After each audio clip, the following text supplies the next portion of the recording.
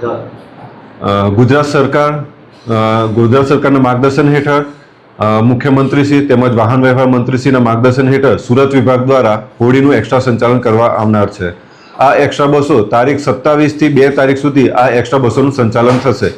આ એક્સ્ટ્રા બસો મુખ્યત્વે દાહોદ, પંચમહાલ, લુણાવાડા, ગોધરા તરફના એક્સ્ટ્રા બસોનું સંચાલન થશે.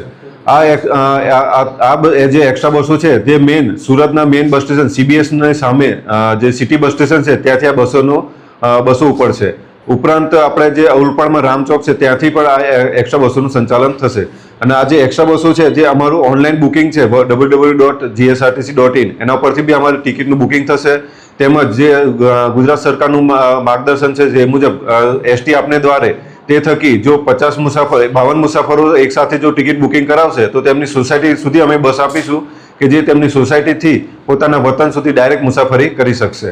અને આ જે બસો જે છે સંચાલન મુખ્યત્વે સાંજે 4 વાગ્યાથી તો રાતે 10 વાગ્યા સુધીના સંચાલન ચાલુ રહેશે.